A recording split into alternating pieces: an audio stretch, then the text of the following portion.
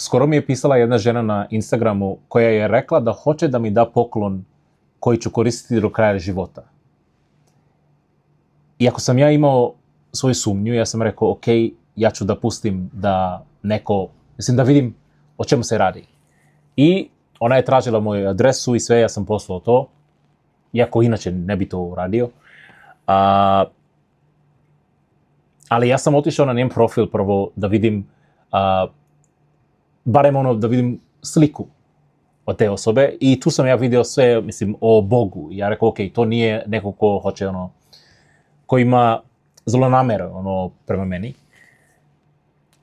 I na kraju je stigao poklon, odnosno stigla kutija.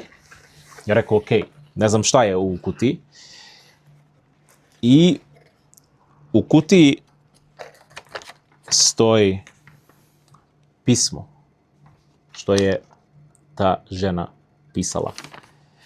U nastavku videa moja supruga će pročitati to pismo, zato što ja želim da bude ipak u ženskom glasu. Poštovani Delvine, uz poklon šaljem vam nekoliko meni dragocenih fotografija na kojima je moj dragi tata i baka Marija, njegova mama. Moj tata Stipan potiče iz krojačke porodice i imao je 2 rođena brata koji su također krojači kao i moj deda.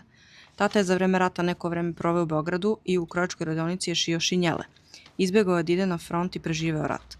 Moja mama Cecilija završila je zanatsku školu i uživala je u šivanju ženske garderobe. Roditelji i oba brata po majci davno su umrli. Na moju žalost, moj sin Josip preminuo je 24. novembra 2015. godine u Firenci na doktorskim studijama, a ja sam ostala sama sa mojim gospodom. Sećanje na moje roditelje i njihova ljubav prema krojačkoj profesiji i vaša strast navela me je da vam poklonim makaze. Nadam se da su u savršenom stanju i da ćete ih sa ljubavlju koristiti. Moj skromni poklon i fotografije ostaju vama u nasleđe. Sada nas povezuju na način koji samo Gospod zna.